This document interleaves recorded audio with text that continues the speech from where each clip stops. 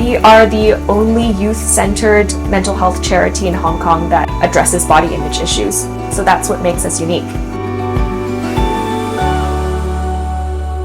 When I was a teenager in Hong Kong, I struggled with an eating disorder. There was very little information about what a mental illness was. There were resources surrounding seeking help for mental illness, but I wasn't aware of them. And as many of us know, diet culture messaging, or messaging that emphasizes weight loss and thinness as the primary way to achieve happiness and health, this kind of messaging is very normalized and very widespread in Hong Kong. It wasn't until my body started to really deteriorate and my physical health became very poor, my mental health was in the ditches. It was only then when other people started to notice that I was looking very unhealthy, I sought help for a mental illness. What makes it difficult for people to talk about is, first of all, they may not have access to the vocabulary they need. So I think many of us growing up in Hong Kong are familiar with TV shows that portray people with mental illness as very incapable or useless or even dangerous.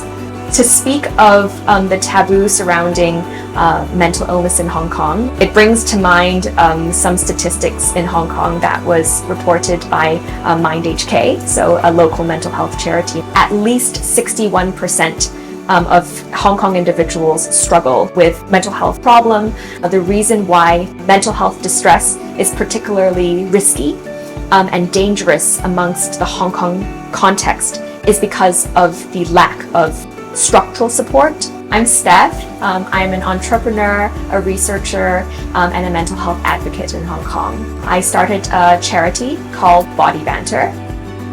The reason why I decided to set up Banter in Hong Kong is because I personally experienced so much of my mental health recovery and struggles in this context, and I see it as a place that I'd really like to make a difference in. Currently, we offer two main services. One is a youth mentorship program. We also deliver workshops and talks. Primarily, we work with 15 to 25-year-olds, but it's been very exciting to see working with primary school students as well as parents and teachers. When we try to change attitudes and behaviors towards mental health issues, we have to go not just at the individual level, but also at institutional and societal levels. We've reached over 3,000 individuals, I would say, and this is kind of the immediate in-person reach that we've had.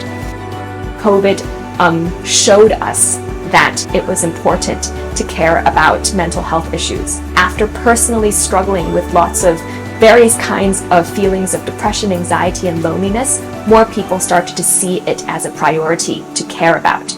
Many organizations, many schools and corporates have actually started to highlight this kind of issue and the importance of caring about employee well-being, student well-being.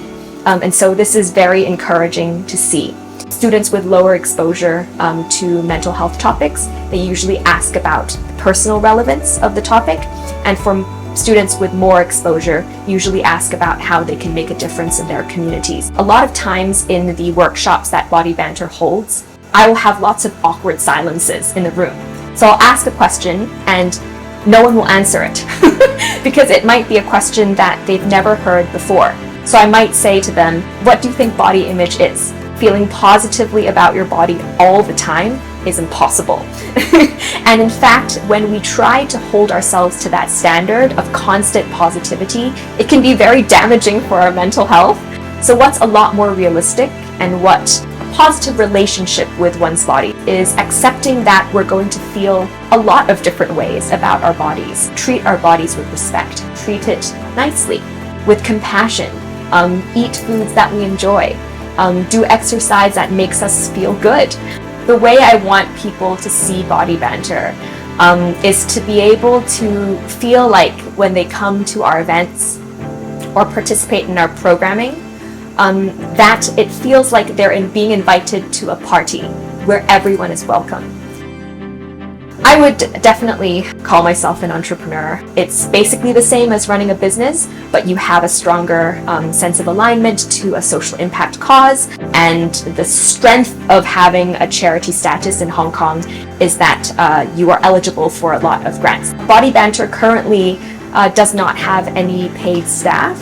We've relied heavily on volunteer support up until this point into what is going to be our 8th year. Fortunately, we've been able to actually get funding quite recently. It will help us get a few paid staff on board, and this is going to help us expand the scope and the reach of our work, which is very exciting. There is a growing interest in providing accessible mental health care, but what I would like to see with entrepreneurs in the mental health field is perhaps developing more tech support, or developing more capacity building for individuals who can be trained as mental health practitioners. My vision currently is not to expand it globally. It's more to root it firmly in Hong Kong and to make it as locally relevant as possible, so that Hong Kong youth have as much support as they deserve. Slowly, hopefully, the seed that I've planted through the words that I've shared can grow into something a bit bigger.